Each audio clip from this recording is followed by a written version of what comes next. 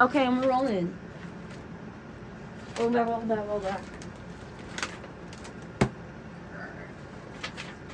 Welcome back! Happy Halloween! Boo! You guys guess what we are? I know mine's kind of hard. I'm the spirit of Halloween. Yeah, after we gotta get going though, because after this, my son, who is the one monster from Trick or Treat, he wants to go to McDonald's or something. Right, and I have a Charlie XCX concert to get to. Yeah. I'm Haley. We're overcompensating. You know, I just realized we can't get McDonald's. So he's gonna be very disappointed. Yeah. We'll figure it out. Yeah. We'll figure it out. What did I name my kid? That's the real question. I don't know. You know who I'm talking about, right? Nope. Oh, the Trick or Treat monster guy? Oh, okay. That's my son. I'll try to Oh. insert a picture. That's your son? Yeah, he's actually Halloween. I'm the spirit Does of he Halloween. like McDonald's or something? Or was it just He kind of like wanted to kids go like to the- McDonald's? He wanted to go to you know how some McDonald's has like the kid Yeah. indoor slides. He wanted to go. And you're saying that character like that, or is that a joke you're making about kids who like McDonald's? I'm saying that this is my son. Okay. All right. Yeah. Moving on. And he wanted to go to McDonald's Okay. before Halloween because he's getting started. He's a little stressed out right now. Right. But we're not gonna go to McDonald's. He's gonna need to deal with it. I'm the mom. I have to say. All right. I mean, you can go to Wendy's. What's his name anyway? Sam. His name's Sam. That's what I forgot. I forgot I named him Sam. Okay. You know, I just have so many kids these days. It's hard to keep track of all I know of them. it's so hard, Especially to keep when track you're of all not the these favorite. things. You know what I mean? Yeah, that's true. Which one's your favorite? Would you say? I mean, you know, Jack Skellington. He's on the up right now. He was Santa for a year. You know what I mean? I feel like he really has it down. Yeah, I mean, he's somebody that you could like be proud of. Yeah. Like, is he not the mayor? I haven't seen that movie in a long No, time. he's Is he not the mayor, but he's like, he was Santa for a little bit. And Right. Well, yeah. Well, I He's thought got a he good job. He's is- gonna get married soon. Who's the mayor then? The mayor is the one guy with the Oh. shifting faces. Okay. So then what's Jack's whole deal? I haven't seen that movie in a really long time. I haven't seen the movie in a long time. So like, either, what's so special about him? That he's just like He's just cool. he just like is a vibe guy. He's him. Yeah, that is true. Mhm. Cool. Yeah. BlanketFort. BlanketFort. BlanketFort. BlanketFort. BlanketFort. BlanketFort. BlanketFort. Spoilers. Spoiler. All right. Well, I watched Crimson Peak last night. Oh yeah. We've already talked about this. To be completely honest and to be upfront, that's the hard thing about this. Like, I literally just want to talk about everything already. Mhm. Like, and then like we come on here and we have to do it all again. Yeah. But I watched Crimson Peak last night. Never seen it, and I thought it was okay. Not Yeah. okay. No, okay. I see. Like, okay. I haven't gave seen it. it, so. I gave it a 3.5 out of 5. To me, an okay movie is a 3 out of 5. I thought it was good, and like just good. Like, I didn't think anything like extra special about it. Like, we already discussed. Like, I understand why people are attracted to Tom Hiddleston now after that movie. I do get that for the first time ever, because I wasn't really vibing. Like, I wasn't feeling him with Loki. Like when I was like in high school on Tumblr and stuff, like he was like, everybody loved Tom Hiddleston, especially as Loki. Like, he was just like that guy, and I just like wasn't like, I just didn't really get it. But I watched Crimson Peak, and so now I do. Mhm. And so yeah, those are just my thoughts on that. I would love to see Frankenstein, but literally there is not one theater near us that is playing it. Like, It's not kind of a even- travesty. I'm like actually mad about it. Like, I'd be willing to drive a little bit. There is one that's like an hour away, maybe, that like a theater that does like do movies that don't do super wide releases. But no, even that one doesn't have Frankenstein. So whatever. And I also got sniped by HBO Max because I am on our parents' HBO Max. Did I tell you this? Oh, you got sniped? by Yeah. them? Yeah, I've been sniped by Netflix and HBO Max. I cannot watch either of those now because I'm not in the household. I am so livid. Oh. I am so mad. And Netflix happened like a year ago, and I will not sign up for Netflix. I have not and I will not. And now HBO Max, you will not get me as a customer because you have the audacity to be raising prices too. Oh, and yeah. now I can't use your services because I live separate from my family.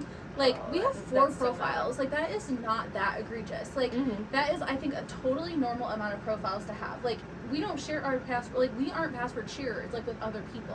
And, like, even if you are, like, you should be allowed to do that, in my opinion. But, like, we aren't even those people. I thought that was the appeal of streaming services, to be able to do that. Right, but now the appeal of streaming services is that they can take all our money and that we'll all just do it. Like, I swear to God, like, we all need to, like, stand up. Like, I am not signing up for HBO Max. I will not do that. And I think everybody else should do the same. If you have been sniped like me, let's all stand together. I didn't shoot armpits. Who cares? Let's all stand together. And let's feminism. Let's all stand together, and we will not sign up for HBO Max. We have to stand strong on this. I am so livid about it. I'm so mad. Tubi's free. That's the Tubi thing. is like, free. Tubi is free. Pirating is free. Like, Tubi, it has Coraline, it has Get all the DVDs. Goosebumps. Paramount Plus has been pretty good for me. It's not steering me wrong.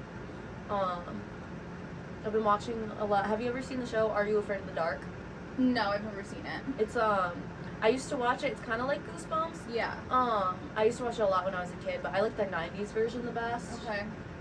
Really good. It's cheesy, but I think it's Paramount? fun. Yep, it's on Paramount Plus. Paramount, I like Paramount. I primarily use Paramount and Peacock lately because I watch a lot of reality TV as of late. Those are like my big two. Otherwise, I don't really care. Oh my God, I had a movie picked out and I can't remember what it was. All I remember was that it was on Hulu. I'll figure it out. I'll remember. Maybe I'll scroll Letterboxd while we chat because I was really excited to watch this movie too, and I was really excited to see. Wait, One Job. Letterboxd has sniped me too. Why did it kick me out? I swear to God. Letterboxd's been sniping me as well. Like, I have not signed it because it keeps on signing me out. I don't know. I'm getting frustrated with YouTube. I ended up getting a different ad block because I cannot take it with the ads on YouTube. They're so long. It's I so can't annoying. do it. Like, I'm sorry. Like, this isn't a streaming service. 1, 2. Like, I'm not gonna pay for a YouTube account. Like, I'd rather say Nick it on hot grill than do that. You know what I mean? Like, What is that from? New Girl. Yes, it is. You're so right. Like, oh wait, I think I know what it is. Like, I'm sorry. Like, pierce me through the heart. May God strike me down if I'm lying right now. Oh, and he didn't. And so, I just cannot take with the fucking ads. So I got that because ad block doesn't work on YouTube. Right. So I got a different one, and it's working on YouTube, but it doesn't work on my TV. So I still got the fucking ads on the TV. Yeah. I can't do it. Especially, it's just like, you're telling me, I once got like a full-on like minute long like ad thing that I couldn't skip. I was like, are you actually kidding me? Yeah. Like, it's just gotten ridiculous. It's gotten ridiculous. It has. I completely agree. I hate ads so much. I've been like a lifelong commercial hater. Like, I don't know, like, if you know this about me. No, I've hated commercials too. But, like, I have been a lifelong, like, I am so anti-commercial. Like, it makes me so angry. And, like, I don't know. I do think everybody hates commercials. But, like, I'm going to say it. I think I hate them more than the average person. I really do. Like, I think they're all dumb. Nothing ever sways me. Like, I can honestly say, I really believe this, that never in my life have I watched a commercial and said, yes, I want to buy that product. Like, now, no, I'm just angry that you're making me watch this. Weren't you friends with someone in high school who saw a commercial for the freaking booty pop thing? And she was about to get it. It was like the infomercial. Yeah, we did that. That was like a fun, like, sleepover thing. I know, I just remembered that. Yes, the booty pop, we did call the number. Remember we those? tried to order a booty pop, but as middle schoolers, we did not have debit cards, and so we were not able to acquire a booty pop. Yeah. But that was all just fun and games. Well, I know. I just think that's funny. I just think about that moment sometimes. Yeah, I forgot about that. Yeah, that was... But I think your friend was, like, serious about it. Yeah, I mean, like, yeah. Like, we wanted it. Oh, you... Like, it wasn't, like... We weren't just, like, prank calling. Like, we were... Like, it was funny, but at the same time, it was, like... But if we do this and we get a booty pop out of it, like, we still win. But we didn't. We did not... A booty pop we did not gain. Yeah. don't know what this movie was, and I'm so disappointed. I don't know what is wrong with me, but last night, so I spent like 2 hours on Letterboxd last night. I don't know why, I just couldn't stop. I was like just scrolling, and I was making sure that like any movie I've seen, I was marking it watched. Like I just wanted it to be as accurate as possible. And I came across a movie, and I was like, ooh, that's it. Like I want to watch this movie. I was so excited about it. What style was it? I literally could not tell you. Like I actually have no idea. All that I know is that it was on Hulu. So now I'm just kind of scrolling through Hulu. Should have screenshotted it. I know, dude. That's what I'm saying. Like I don't know what's wrong with me. I don't know why I didn't. I didn't even add it to my watch list. Like I don't know like what is wrong. I don't know, man. This is so annoying. I'm so annoyed with myself. And I don't want to sit here scrolling the whole time, but I thought it would be really easy to find. Like, I thought I would have saved it in some way. But you didn't, and now you have to live with the consequences. I know, but I didn't, and I had to live with the consequences. Like, that makes me so angry. But I don't know. I am seeing, like, they do have some good movies here on Hulu, so maybe I'll just, like, pick one of the ones that I'm seeing here. I don't know. Dude, I don't freaking know. I'm so annoyed. Whatever it was, I was so excited to watch it. I hate that. I guess I couldn't have been that excited, because if I was that excited, I would have. Then you would have saved it. Yeah, I would have remembered it, but. Dang, but you didn't. Gosh darn it. I literally was so excited about it, too. Not excited enough. Not excited enough. Well, I don't know. Whatever. What do you have going on? What's happening? Absolutely nothing. I was a little ballet frog for my dance class, and then I have another week where I'm the ballet frog for my other class.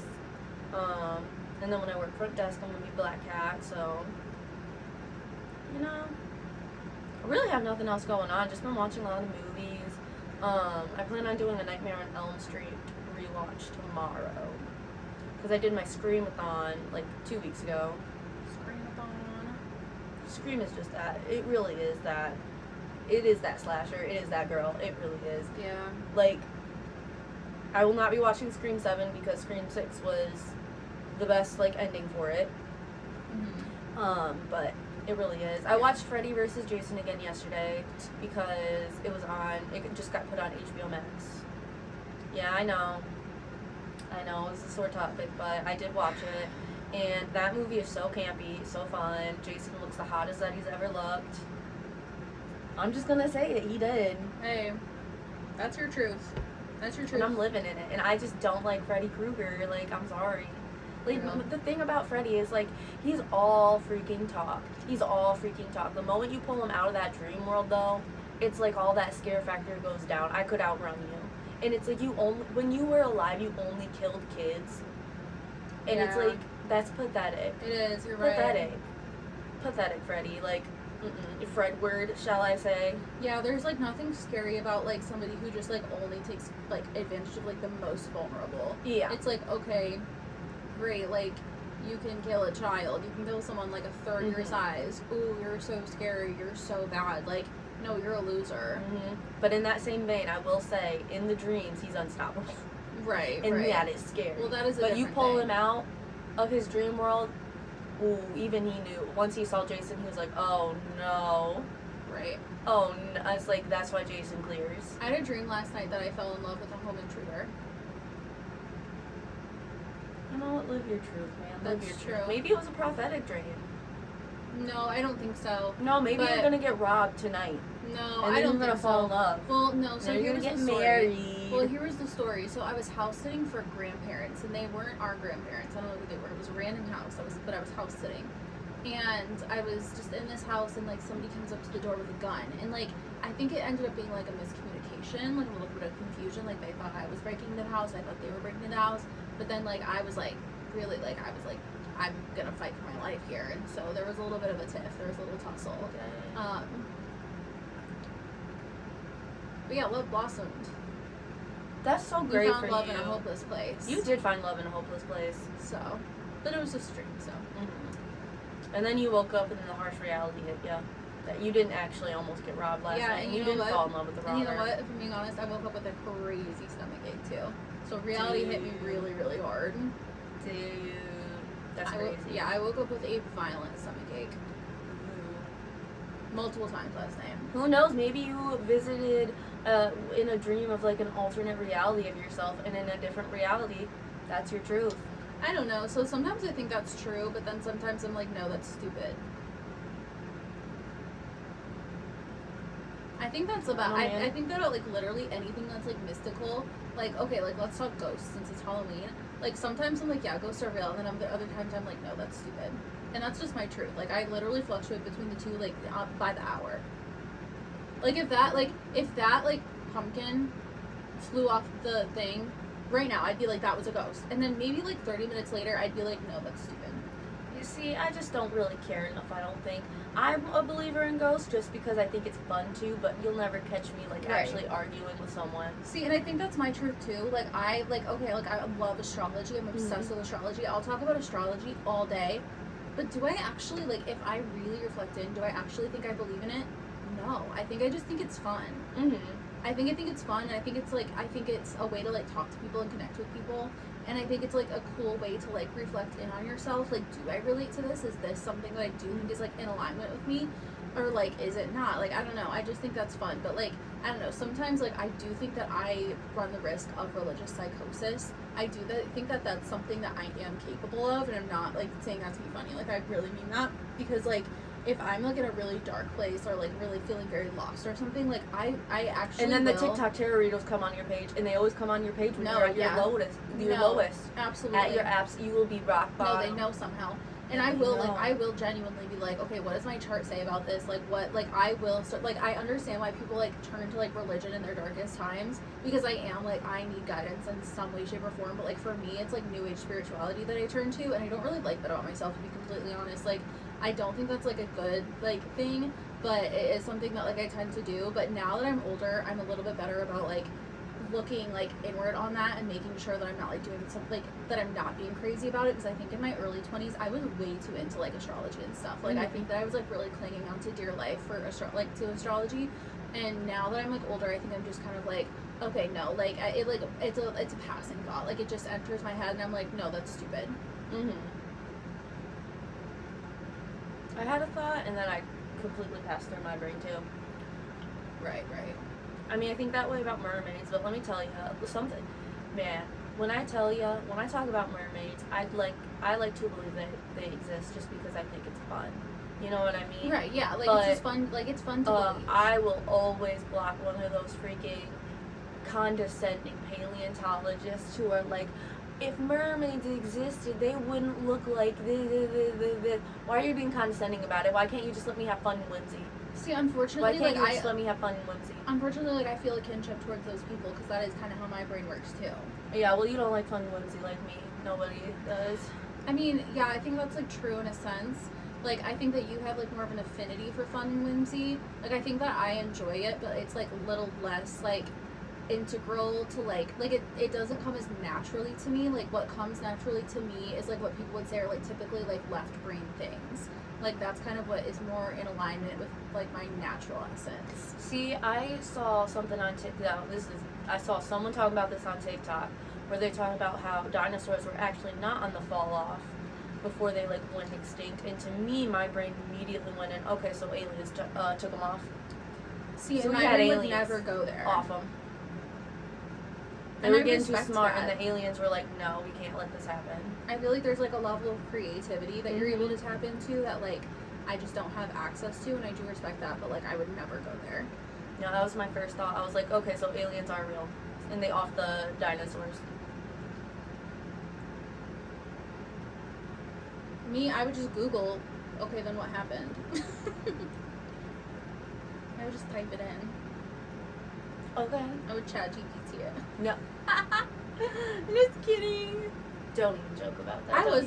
I was kind of pondering on recently the fact that I've literally never like willingly used AI. Like of course when you Google stuff, like there's always those AI results that like pop up and stuff. Like that's like a different thing. But like I've never gone and like sought out like AI ever. And I just think that's like, I don't know. Like I know that that's like rare these days, but I do think it's really like, I don't know, the people who are just so like, I don't know, open about their AI usage. I just wonder like, there's so many things I wonder. I wonder first, like, does it not bother you that you can't do anything? Like, does it not bother you that you're, like, helpless? Yeah. That's my first question. My second question is, like, does it not bother you that, like, everybody's becoming just as helpless as you? like, does not bother you that, like, as a whole, like, the world is getting, like, less, like, or more reliant on, like, assistants with literally using their brain for everything? When I watched the movie WALL-E, I took that to heart. Like, I took the movie WALL-E to heart. And it's just, like, I don't know. I don't understand why some people just don't think the same things that I do. I agree, but like, my brain's a little different, though. Well, we both also, like, suffer a little bit from, like, very, like, straightforward, like, what's the word I'm looking for? We also, we suffer from, what's the word? Like, when you, like, you take everything as, like, fact. Like, I've talked often about, like, when I was a kid and, like, somebody said, like, oh, you can do anything and be anything. Like, when I was little, I thought they meant that, like, for real. Like, I could figure out, like, literally anything. So, like, I thought, like, okay, if I just work hard enough, like, I can, like, be in Harry Potter. You know, like, I took that very literally. We suffer from literal thinking. And so, like, when we watch those movies, because I did the same thing. Like, I relate to the WALL-E thing. And so I'm just kind of, like that, I was like, oh, like, that, like, they mean that. Like, that's what it's going to look like. Like, as a child, that's just, like, what I thought. And so, like, I don't know. It's just kind of, I don't know. It's just weird. I don't know. I just don't get it. Like, it's really not that hard to write things. In all honesty, if we're, like, really living in our truth, like, writing an essay, yeah, it's hard, but it's also, like, not hard. The hard part is putting thought into it and stringing together sentences. And I just don't understand why that is such an issue for some people right now. Right, I mean, I get it with, like, there's special circumstances, obviously, but, like, the average person, it's just, I'm so happy that I graduated college when I graduated, because it seems like then, like, the year afterwards, that's when everything got really, like, and that's when, like, a lot of the AI checks, and, like, I know there's a lot of students that still don't use AI, and they're getting hit with these AI checks saying that they got AI when they didn't. And it's just, like, I'm so glad. It's just, like, ruining education as a whole. Yeah. Because then it's, like, having to, and just with my anxiety, just having to always, like, make sure that I'm not, like... Yeah, it's, like, worrying, like, okay, I know I'm not using AI, but, like, what if they think I am? And, like, trying to figure out, like, how do I make this look as not AI as possible? Man, when I was in college, they'd have you would, like, log on to a test, and then they'd have you use their camera and then, like, watch you. I remember, oh my goodness, I was so scared that like, eye tracking would, like, catch my eyes moving, and, like, it would say that I was cheating or something. So, like, I made sure, someone was knocking on the door, and I was in the living room, and I was like, I cannot leave and get up and check this door because I'm in the middle of a test right now. If I get up, it's going to say that I'm cheating. So whoever's knocking at my door, sorry. No, I'm, like, terrified of surveillance. Like, surveillance is, like, one of my biggest fears. Like, the thought that, like, there are cameras watching you or something. Like, and I don't know. Dude, I took 1984 to heart too. I had to read that twice in not middle school, high school. Yeah, I remember being pissed when I was in high school and we read that, and, like, kids are so, like, oh my god, teenagers are so annoying. Like, oh my god, they're so annoying. Because you'll read something like 1984, and it'll be so, like, it will, how do I word this? It's, like, obviously, it's not, like, that's not exactly what's happening. Obviously, there's not an actual person that's, like, watching you with cameras in your house. Like, obviously, that's not exactly what's happening. It's, like, it's the media literacy of it all. And so there would be, like, you know, teenagers, oh, this is so stupid, and that's so dumb, and blah, blah, that book sucked. Oh my god, that's a whole other thing. I can go on a tangent about that. But I remember getting pissed, because I was like, what are you talking about? Like, this is considered one of the greatest books of all time, and now you, like, 15-year-old Emily, are gonna say that, like, that book sucks? Okay. I have a bone to pick with people that, like, watch something, or read something, or, like, consume some kind of media, and they're like, oh, that sucks. Like, it sucked. Did it suck, or did you just not like it? Like, I don't know. I know what they mean. I guess, like, that's just me being annoying, because, like, I know, like, you know what they mean. At the end of the day, it is, like, high schoolers, 15-year-olds, and kids. They're not gonna take it seriously. I know, but I remember being so pissed, because I also, like, I don't know, I just, like, take everything at, like, unfortunately, sometimes, like, how do I word it? I was gonna say I think I take things at face value. I don't think that's necessarily it. Like, it's not like I don't think deeper about things, but, like, I don't know. I just think it's not that hard to, like, think about something a little bit, take it seriously, like engage with something earnestly, I just don't think it's that hard to do. Yeah. But I don't know. Do we have anything else, or should we just talk about our movie? Because I'm getting worked up now. Well, you've been kind of worked up since the beginning. I'm not gonna lie. I know. Because here's the thing. Like, when I put this wig on, I started feeling the fantasy. Like, I was in there chatting with our grandma, and I was just like, oh my god. Like, I'm really like, I am like. You are not. 2015. Well, and the thing is, I don't even love this wig. So we like this costume. We literally threw it together an hour ago. Like, we went to Spirit, got the wig. We went to Goodwill, got this shirt and this skirt, and that's like it. Like, very minimal effort was put in. I'm not gonna lie. I threw some eyeliner on like 20 minutes ago. Like, very minimal effort was put in. But the second I put this wig on and really started to like get comfortable with it on my head, I really started feeling the fantasy. Like, I could see my reflection across, and I was just like, yes. Like, I don't know. Like, I just feel like I don't know. I just feel like that girl, and I can kind of see it like from my periphery, and I'm just like, oh yeah, like she's a blonde, you know? Like, this is just like, this is me if I was a blonde. Not even Haley. Like, I'm dressed as Haley, but like, this is just me as a blonde. I kind of like her. I get Ariana Grande now. I've always loved her, but I get her now. This is why she acts like that as Glinda. That's why she does that. Oh, 100%. That's why she dyed her hair like fully. Did she dye her hair fully? Yep. Yeah. Well, she's already said she wants to focus more on like acting. I know. I just would love to see that from her. I would love. I would love to see her on stage again. I'm not kidding. Like, so I've never seen a Broadway. No. Well, I've never seen a Broadway show. We were supposed to see a Broadway show, but we didn't.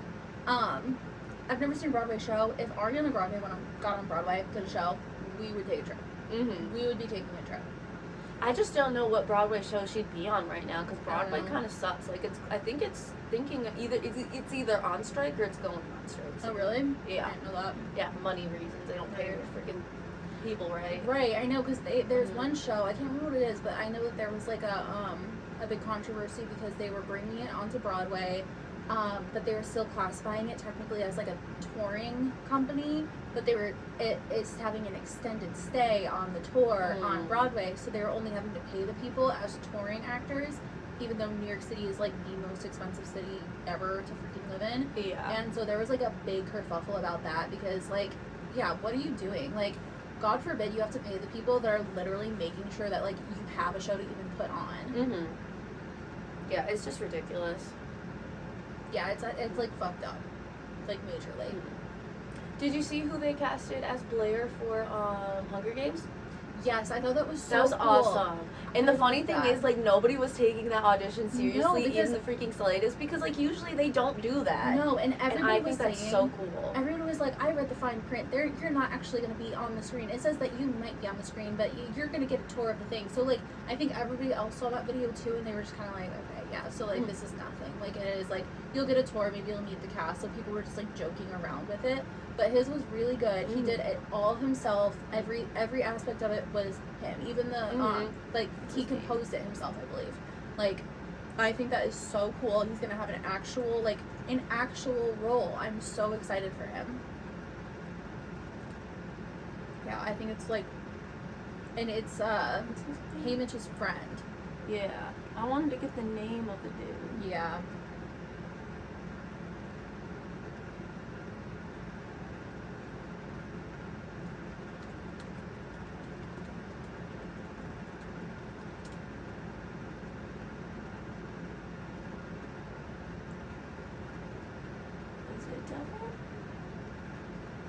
Yep. Okay. The Devin Singletary. Yeah, that's him. Yeah. Good for him. I'm so happy. Yeah. I think it was great casting. Yeah, I thought that was awesome. I'm so excited for that movie. I'm glad that they did that. Me too. All right. Well, on that note, let's get into our movie. So, you chose Paranorman last week. My favorite Halloween movie. Very, very good movie. I hadn't watched it in a minute, but it's really like such a good movie. It's stop motion animation. Oh my god, I just want to push my glasses up. I'm blonde now. I can't be doing things like that. Yeah, you're blonde. You don't wear glasses. No, oh my god, blonde Abby doesn't wear glasses.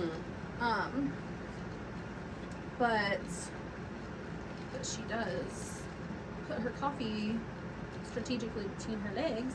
If that coffee falls and it falls on my bed, you're gonna need me a new mattress and a new bed. I'll slide it closed.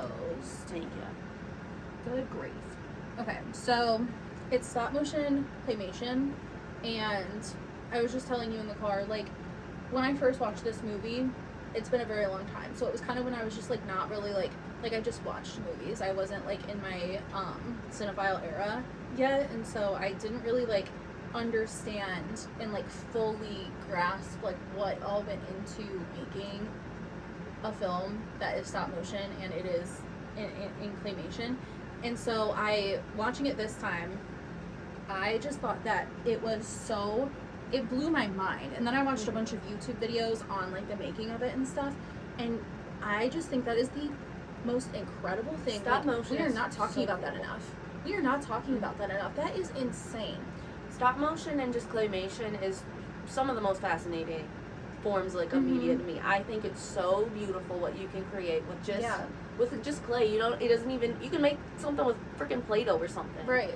And just the amount of care that went into this movie this movie is so good. It's so entertaining. I remember when I first watched it when I was younger.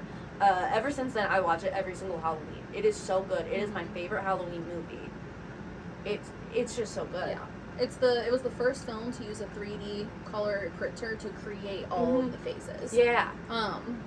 And even that alone blew my mind. It never occurred to me. Like, I don't know. I just never thought that deeply into it. That, like, they have little masks. Like, masks it's not animated on. It's masks. And thousands of them. Thousands of little faces with just, like, slight differences in facial expression so that you could track, like, the movement of a face.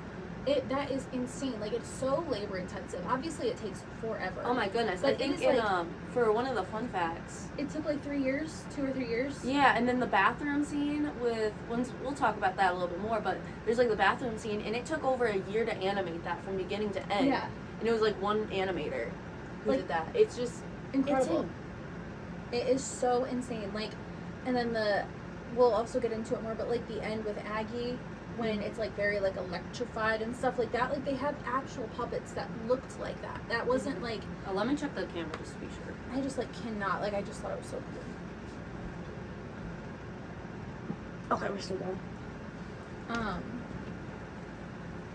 But let's get into some of our, like, little background things. So it was written by Chris Butler, and it was directed by Chris Butler and Sam Fell. So Chris Butler, he is also the writer and director of Missing Link from 2019. I've never heard of that. It's like a Yeti. It's still stop motion claymation. And it was like a Yeti film. But I had never heard of it. But he also wrote Kubo and the Two Strings, which our dad really loves that movie. He wrote Masters of the Universe, which is coming out in 2026, and Wildwood, which is coming out in 2026. Yes, I'm excited for Wildwood. I'm really excited for that one. Yeah, that one looks cool. And then Masters of the Universe, that's like the like He-Man. I think so. Yeah, that's that. And it's gonna be with what's his name from Red, White, and Royal Blue and Bottoms. Nicholas Galantine. Oh yeah. Galantine. Yeah, so he's doing that. Where's Cinderella? What? He was also he was the prince in Cinderella. Was he? I never watched the live action Cinderella. He was what's the one, Fifth Harmony girl?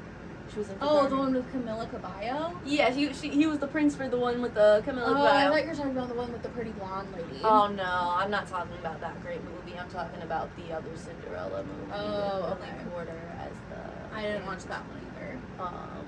What's the other dude's name? Who's the baker? Names, they'll always escape me. I don't know. He was the baker in Into the Woods. Oh, that guy. We don't need to even whatever.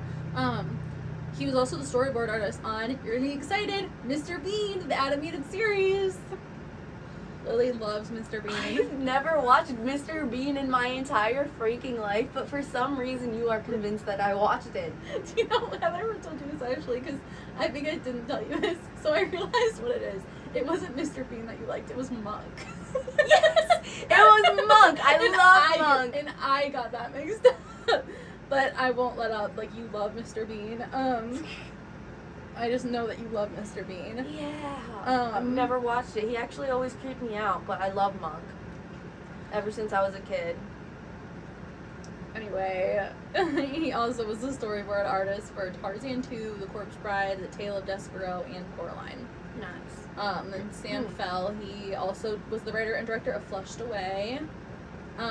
He directed The Tale of Despero, Paranorman, and Chicken Run, Dawn of the Nugget. Oh my goodness, I didn't know he had that on him.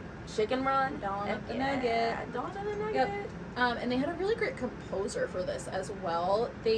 Which he took like a lot of, I don't know if they were like samples or like interpolations of classic horror songs and sounds and stuff for like classic horror movies. But he has done a lot of really incredible things. He, like for films, he did Eternal Sunshine of the Spotless Mind, Lady Bird, Punch Drunk Love.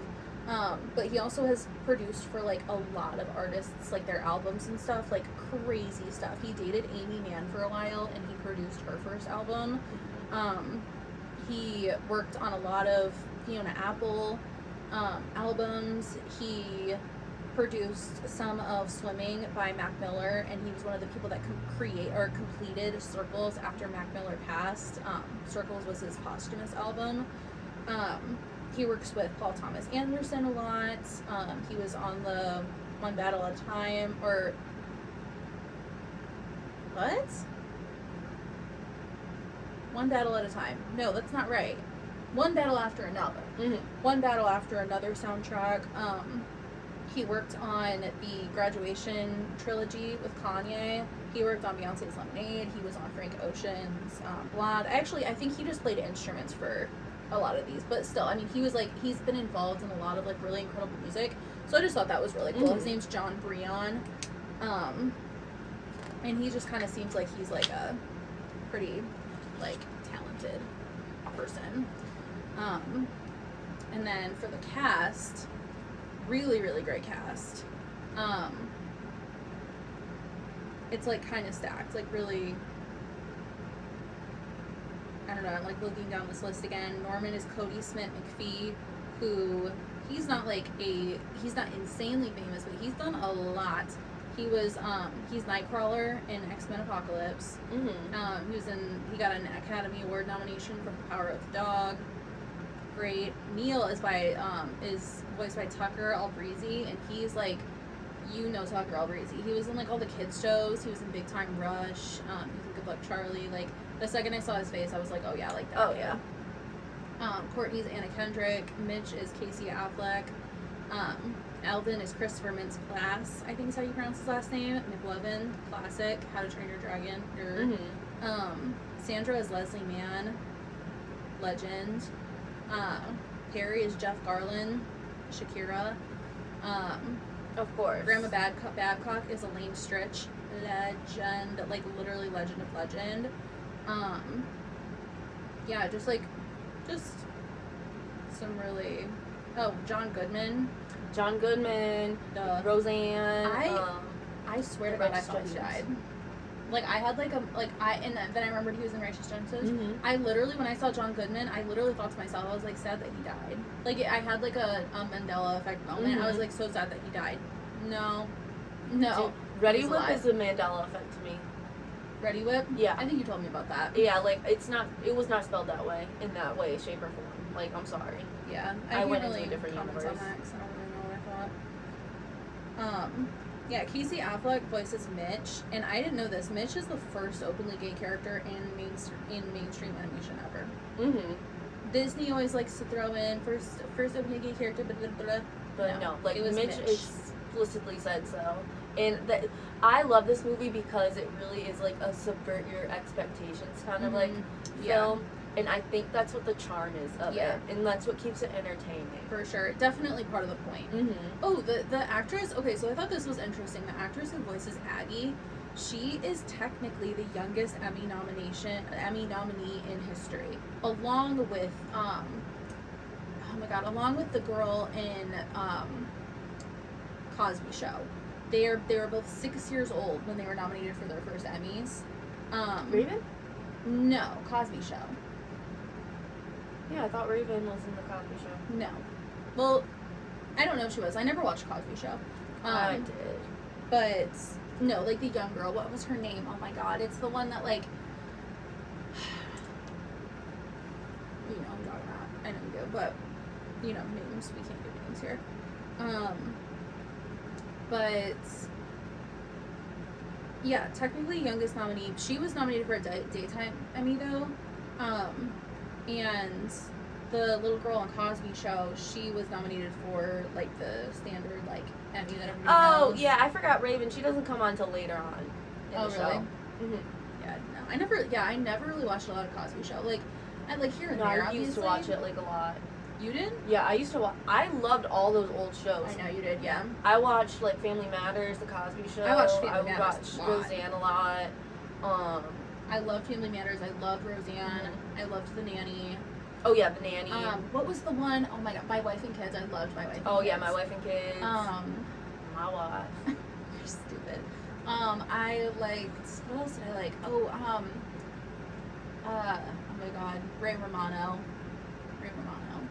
Everybody loves Raymond. Everybody hates Chris. Oh, everybody Don't hates give me Chris. started on I love that Chris. one. Loved Everybody Hates Chris. Malcolm in the Middle. Oh yes, I watched Malcolm in the Middle. So good.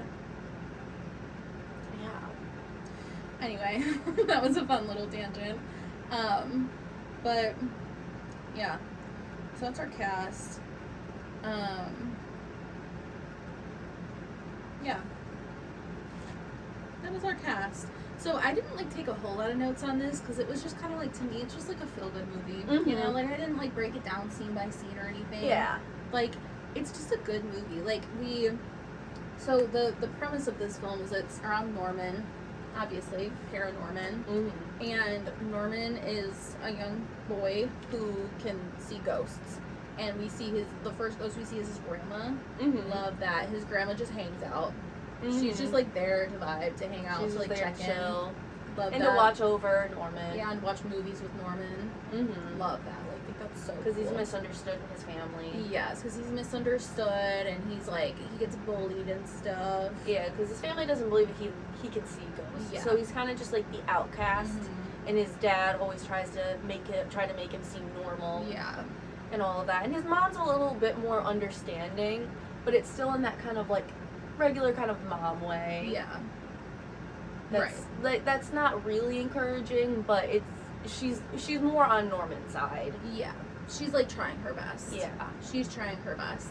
I loved the I loved the puppet for the mom. I don't know, I just thought it was really like, I was just like, I know that mom. Mm-hmm. I don't know. I just thought it was really good.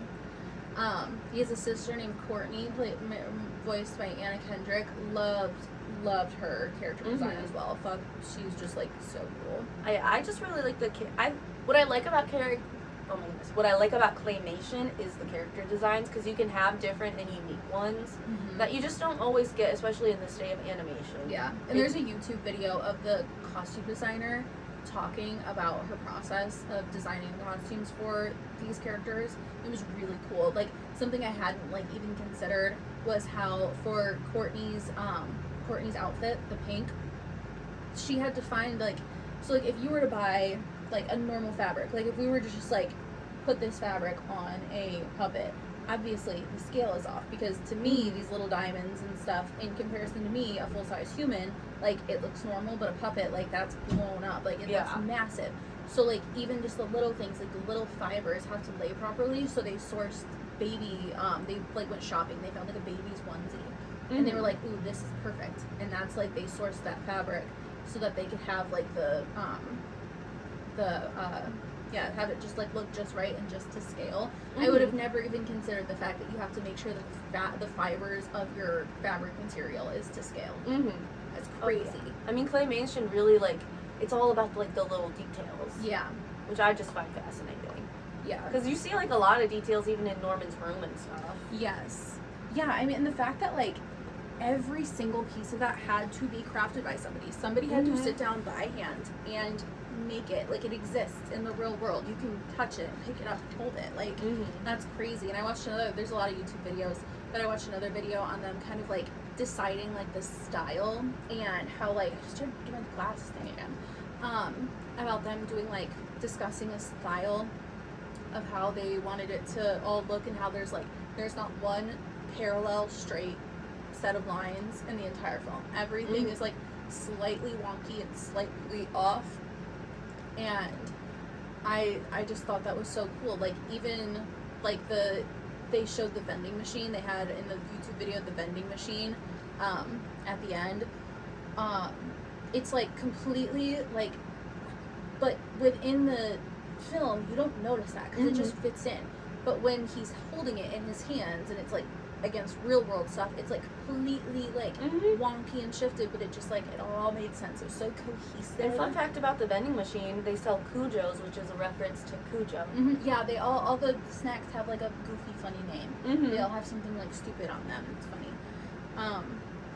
But, yeah, so throughout the plot, to go back to plot, he meets Neil, his bestie Neil. Love Neil. Oh, yeah. Neil's hilarious. He kind of fits in the Diary of Wimpy Kid. What's his name? Yeah, they're very Diary of a Wimpy Kid. Yeah. But, like, Norman's not as terrible as the main character yeah. in Wimpy Kid. Like, No, he appreciates Neil. Yeah. Norman appreciates Neil. I mean, he's a little dismissive of him at first, but, like, Norman, he's been bullied all his life. Right. He has no one. He's obviously going to be a little apprehensive. Right. Unlike Greg, who's just rude for no reason. Yes. What is the friend's? I can't remember like his name in Diary of a Wimpy Kid, but no, they go play with Neil's dead dog. Legendary moment. I saw on their website that they sell a clock that is like the dog, and like the top half of the dog is on top, and the bottom half is on the bottom, and like it swings. I thought it was cool. It's cute. It was $100. Oh my goodness. No, but I think that I don't like this skirt. They're looking at my skirt. No, I think I checked it on camera. I can check it again though. Can you look to see if I sit like this? They can see up my skirt. Well, yeah, you can definitely see up your skirt if you sit like this, but you see that you have what's it called, shorts on. Well, I don't even want that to be seen because I'm a lady. Well, would you like to have a blanket? Yes. Yes, I would. Ah, it's scary. Yeah. I mean, we're talking about stop motion. It's the Nightmare Before Christmas one. It's Jack. We're just talking about this guy. That's my son. I have a blanket of my son. We're just talking about this guy. My favorite child. And then there's obviously the Great Pumpkin, but that's my husband though. Right. Yeah, he's cheating on me right now though, so we don't mention him. I don't want to get into that right now. Yeah, let's just say I have Let's just beef with talk the about the Easter movie. Bunny. Let's just talk about Mm-hmm. No, but one thing that I wrote down that I thought was so funny was when the dad said, "I'm nothing if not liberal." There's so many funny lines in this movie. Like, it genuinely is so many absolutely hilarious lines. It's such a fun movie. It's so fun. from the start to finish. Yeah, start to finish. I don't want to get too into it because I know you want to get into the plot before I get my opinions on things. Right, yeah. So then we come to meet his uncle, who has been exiled from the family because his uncle can also... Because his uncle's a weirdo. Well, his uncle's a weirdo, but he can also speak to the spirits and the ghosts and whatnot. And the thing that I forgot about this movie is that it is not, like, it is, like, everything that's, like, claymation like that, like, any, like, animation, claymation, whatever, anything not live action, like, immediately, like, gets, like, a this is for kids, like, assignment to it. It's like really not. Like, it's not. Like, he fully dies. Like, we meet him and then he just like dies on screen. Like, yeah, I kind of felt bad because it was like, oh, he's free. No, he's not. Yeah, because he's dead. He's dead. But yeah, he comes and tells Norman. He's like, well, now you have to protect the curse. You have to take care of like the curse. You have to be the keeper of the whatever. I can't remember exactly how he words it, but. Basically, yes, he's been holding back the curse of the witch himself every year, and the curse of the witch comes because their town, Blythe Hollow, they famously hung a witch, and they had witch trials. Yeah, they had witch trials, and this particular witch cursed the witnesses to her hanging, and said cursed the town. Yeah, cursed the town, but. Specifically the 9 witnesses. Yeah, I think 9. And said that they were gonna like raise from the dead. Basically, she was gonna turn them into zombies. And so the her ancestors have been holding this curse back each year. They have a little book that you're supposed to read at the site of her burial. Mm-hmm. And so he tells Norman, like, hey, sorry, you have to do this now. So, he tries. Norman tries. He does try. He does not try very hard, if you ask me. Well, to be honest, though, it's like the uncle comes up to him, and he doesn't even tell him where she's buried. That is first true. of all. That is He gives true. him zero reference to go on, and it's just like, okay, you have to get the book, because, first of all, Mr. Prendergast, which is his uncle, visits him in the bathroom. Yeah, in the bathroom. And that's where we get, like, the bathroom scene that took a year to animate. And he's like, you have to get the book from my dead hands. He has to go over to his uncle's house, and that's all he tells him. Then he's like, okay, I'm free. And then he just goes off into the sunset. And it's like, I get it, dude. Like, you went crazy from this curse, obviously. And so you're not all there. But, like, you can't even, like, point to him, like, a spot to go. Right, because nobody knows where she's buried. Yeah. So Norman, he goes to the burial of the witnesses. But my thing is, like, he reads like 1 to 2 lines of this book, and he's like, oh, it's not working. Well, yeah, you're only reading the first 2 lines. Like, okay, let's put a little effort into this. It's not. I think he was expecting a spell, True. and it's a children's book. He's reading a fairy tale to these graves because he's assuming that she's buried in the regular graveyard, because it's not just the 9 witnesses that are buried there. It's it's a graveyard, but they have their own little section. Yeah, and so he just kind of assumes that that's where she's buried. So, like, I'm still fully blame Mr. Prendergast for that. Okay, all right, I feel that. I guess whatever, but yeah, he goes to the wrong place, and so the curse's effect, the witch's curse takes effect. And the green sky and the hands started inspiring. Like, the hands are made out of tulle. Mm-hmm. That is another thing. Oh, all the while, too, while he's trying to run from his bully who's chasing after him. Because we didn't even mention the fact that his bully was chasing after him. I won't shit on Norman again. Don't you dare. That's my son. That's my other son, for your information. You need to stop. I'm an adult. I'm an adult. Children. How do you? No, but the hands were made out of tulle. That's another thing that blows my mind, that's like real. Like, that was tulle, and they just moved those all around. Like, so cool, so mind blowing. But yeah. So they become zombies. The witnesses become zombies, and they go on a little zombie chase. So we have Norman and his bully. What's the bully's name again? I wrote it down. Don't tell me.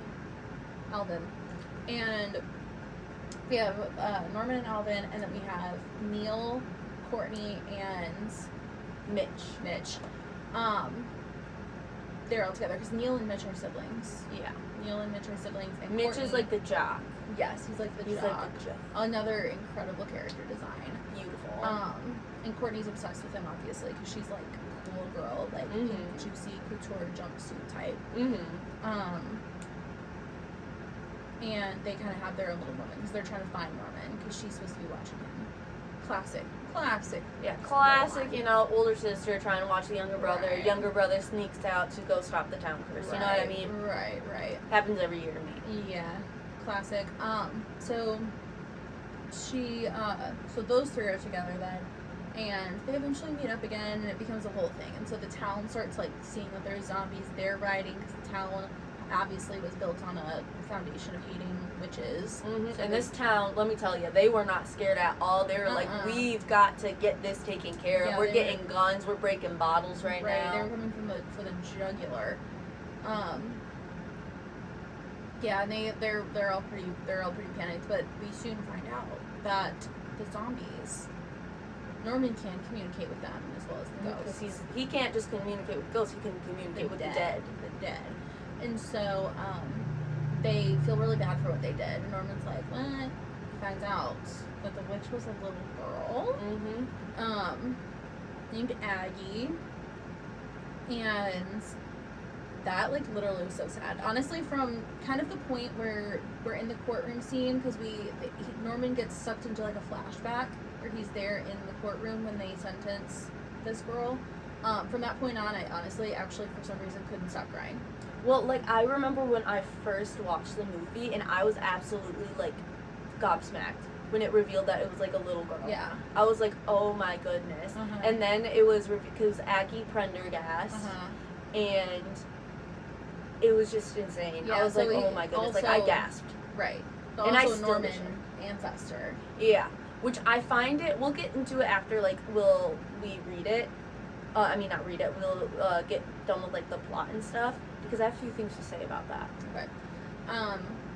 Yeah, and so it's revealed that she was a little girl, and it was like honestly just really sad. They were just she could speak to the dead, and that freaked him out.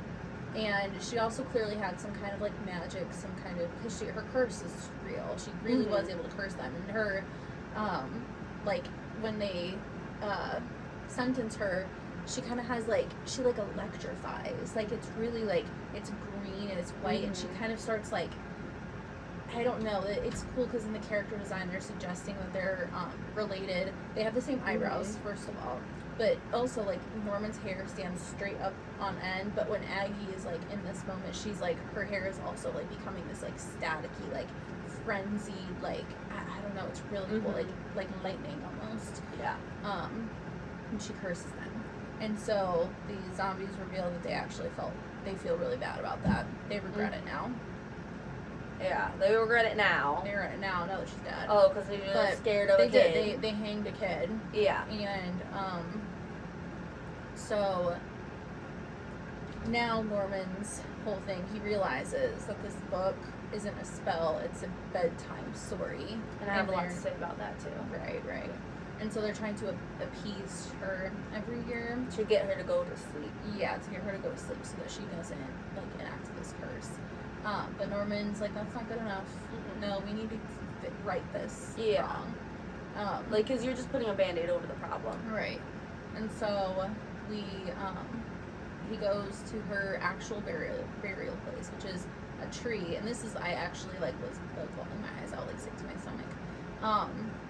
The tree that she used to go with her mother to, that's where they buried her. And because she was tried for witchcraft. She would not be allowed to be buried among the common folk because she was a witch. Yes. And so, and he just he talks to her and kind of helps her find herself. It's one of those things that she's just over these however long, 100 years, been kind of morphed and twisted into forgetting who she is, being kind of just being angry. Yeah, being so angry that she forgets it all. And so he kind of brings her back, helps her remember who she is, and in doing so, she's able to find peace, she's able to move on, she's able to be with her mom again, literally losing my mind, literally tearing up right now. And then Norman saves the day. Yeah, and that's the movie. I mean, that's that's the plot. Yeah. Obviously, it's not a very long movie, but that's the movie. It was a good movie. Not all movies need to be long. No. I loved it. I thought it was, I think it's such a good movie. I've always thought it's a good movie, but it's been so long since I watched it. It just really refreshed it for me. It's just so good. And the rewatchability of it's really good, too, because, you see it the first time, and it has little nods to kind of how the story's going to go in the beginning, a little bit of foreshadowing. Because, at the beginning, Norman's watching, a stereotypical zombie horror movie. Yeah. And, fun fact, the actress in the horror movie that they're watching was based off of Jamie Lee Curtis from Halloween. And so that's where her character design came from. But she, the grandma is just kind of being well, I bet if they just sat down and talked about it, everything would be okay. Yeah. And that's just what ends up happening. But it's kind of funny because they have those little, remarks about, when you see, this bad zombie movie, it's always, the people running away. And then earlier on, it's these town folks did not run away. And they were shooting at people. And it was funny because I remember, even when I was younger, I remember, laughing at this line where the police officer is you can't just... What are you doing? Firing at civilians? That is for the police to do. And I was yep. I know, I thought that was crazy. Yeah, sorry. Continue.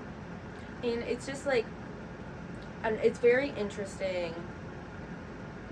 I don't know, it's a very interesting movie. I kind of forgot my train of thought afterwards. Well, why is it interesting?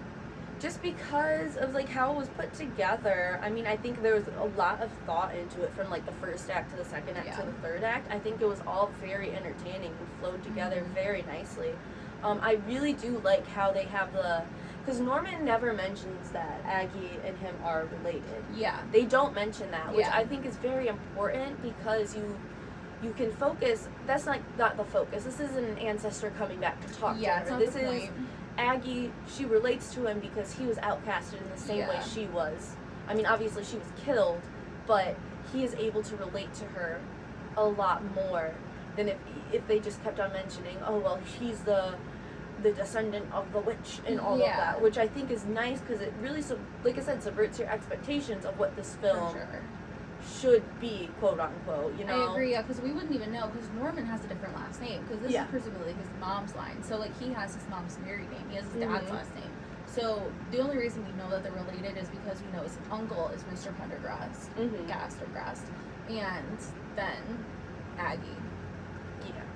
And I also find it very interesting that it's a child's book. Not just because Aggie is a child, but that, like, I don't know, I think, picture that the mom would go back to that tree a lot every year and read a story on the anniversary of her child's death. Yeah, real. And I think as time went on, as it changed and morphed to Aggie being a kid to being this adult, stereotypical witch that you see, it changed from, I'm reading this sweet story to my child who died to, okay, well, this morphed, now we gotta read this story to this witch who's gonna wreak havoc on this town. You know what I mean?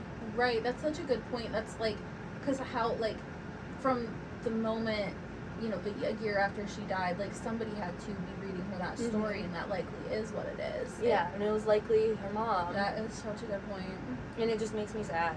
Yeah, it was actually, like, I was devastated at the end. Yeah, that is such a good point. I think it's also cool because the zombies, they were made from silicone.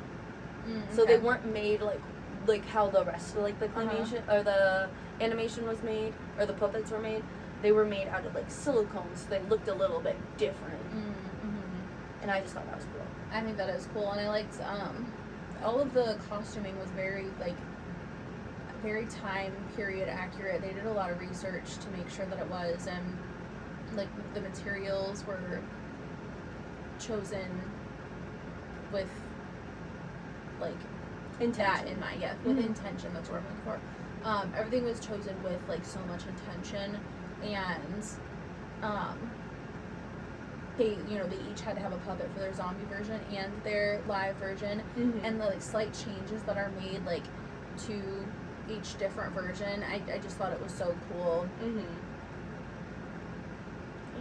Yeah, loved it. Really did love it. And then just then at the end, I mean, we do have to like, let's talk about Mitch a little bit. Oh, I mean, that is just a really cool thing. Like back like when this movie came out, which was what was it, 2009? Or is that too early? I think it was 2009. No, was it? Let me look. Normally I write it down, but I don't actually think I did this time. No, I didn't this time. But 2012. 2012. And that was funny. It was fun because throughout this entire time, like the sister is just like trying to get with him. Yeah, and like he's not interested in her even in the slightest.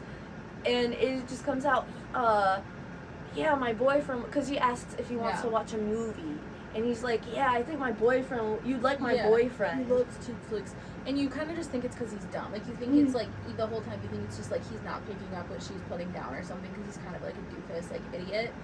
But, like, no, it subverts the expectations again. And they stand 10 toes down on that choice. Like, it did get hate at the time. Like, they got some shit for that. But they stand 10 toes down on that decision. And I love that. I don't know. And I remember just watching it for the first time. A lot of my memories are tied to like emotions and how I was feeling at that time. So I can really like go back and like picture like when I was younger watching that movie. And I remember we watched it with Mom. I remember she let out the biggest laugh, and it was so funny. But it was also just like, it was just important growing up to see that. And it was just like normal, you know? Yeah. 100%. And yeah, it was funny, but it wasn't just like, I don't think it was just played off for laughs. There was an intention behind it, especially like rewatching it. Yeah, especially because like subverting expectations is like a central theme to this movie. Like Mhm. it is the goal of like at each turn your expectations are shifting. It's like you don't expect that the person who is your guide, the Mr. Pendergrass, the person who is introduced as maybe like the person who's going to lead you to your goal, like the Obi-Wan Kenobi type. That's Mhm. supposed to like he's giving him the information, presenting him with the task. You don't expect that person gonna die like a scene later. Mhm. He's gonna literally die right there on the screen. Yeah, and not only die, come back as a ghost, give the most bare minimum information out as possible, and then just be like, okay, my job's done. Yeah. Good luck. Yeah, like it's have fun. Like a subversion, or you don't expect that like the zombies that are following and attacking you that like now they feel bad. Mhm. They're actually like like we did do all that and we are the bad guys, but now we feel bad about that. So like we're gonna help you now. Like it's just and the town just going after the zombies. Like even they had the Yes. freaking little girl is like holding like a weapon or something. Like it's not fear like in a lot of movies where they're all like so scared of these things. They're like, no, we get the job done. Like let's get this taken care of. Like it's just it's like central to what the movie is. And he said that like when he wrote this, his intention was he noticed that so many zombie movies make cultural statements, and he wanted to do that too, but for a more like for a younger audience. And I think that's exactly what he did. I think he absolutely accomplished that. 100%. Yeah, I loved it. I thought it was so good. Yeah, that's a 4.5 for me. I mean, that's a 5 for me. I mean, like, honestly, it'd be a 10 out of 5 for me. Like, I love this movie so much. It's my favorite movie. It's under there. Oh, it's not. Oh, yeah, it was. Okay, because Well, technically, it was more under your blanket, but whatever, dude. I don't even say that. So I have to pick a movie now, and like, so I really wish I remembered what that movie that I wanted to find earlier was. Like, it's actually really bothering me, like, a lot. do you remember what the front looked like? Like, no. Like, I don't remember. Like, so were you on drugs when you were looking at it? Dude, Did you hallucinate? Dude. No. I'm just like really bummed out about this actually. Like I just know whatever it was, I was really, really excited about it. And you know what sucks is not having HBO. I can't, whatever it is, I can't even watch it on HBO. It's such freaking bullshit. It's so bullshit. It's so freaking stupid. It's so no, that's super annoying. It actually makes me so mad. But I'm gonna scroll through really quick again, just like real fast, just to see like if I can. Don't even know if it was a horror movie or not. No, I don't think it was. But I think maybe it had fall vibes. Well, I think we should also watch Over the Garden Wall and talk about that next week too. Well, I watched that last night. Okay, well, you should watch it. Okay, well, we can talk about it, but it's not going to be our official pick. Well, I know that. That's why I said we should mention it. We can mention whatever we want. It's all up to us. Oh, I'm so angry. I'm so angry. I'm so angry. I'm so angry.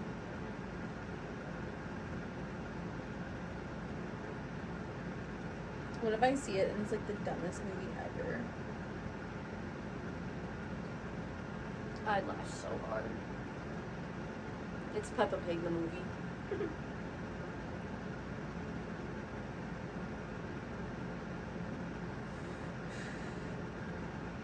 I'm so mad. I'm getting so mad. Man, and I don't really have much to talk about right now while you're doing this. Well, we can end up just cutting all this when I'm scrolling. If we need to. Oh my goodness, it's so much work. Do you understand how long it takes me to click a button to move it from the cursor to the cut and then find exactly where it needs to cut and then click that button? Dude, get out of my face. Goodness. It's exhausting. Talk about a 9 to 5. Try editing videos for a living. It's not even for a living. For a living. What could this movie possibly have been? No, now I'm actually mad at you because like I'm curious to know what it's getting you like this. I don't know. Like I just don't know.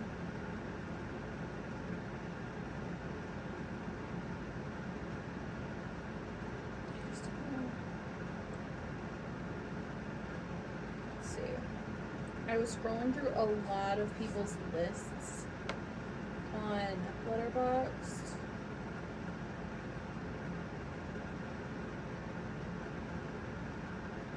So fucked up. I know what it is. I know what it is. I know what it is. I know what it is. Hold on, let me make sure. I think I know what it is.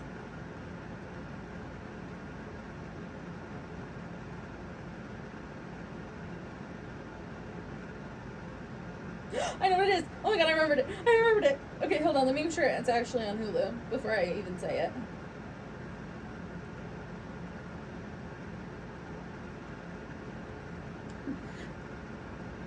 I'm so excited. Okay, so I wanted to watch this for a long time, but it's like it hasn't been on streaming. It's just now on streaming. Like I have to imagine it's new on streaming because I've looked for it before. Okay, we're gonna watch the Royal Tenenbaums. Oh, okay, yeah. Not Fall Vibes. I don't know where I was getting that, but we're gonna watch the Royal Tenenbaums. Okay, yeah. I know that movie. It's like a weight has been lifted. I feel lighter, I feel freer, I feel happier, I feel at peace. I'm happy for you, man. Thank God. Thank God. Well, let's cut it off there, folks. Alright. Goodbye. Goodbye. Goodbye. Thank you. Thank you. Thank you. Thank you. Thank you. Thank you.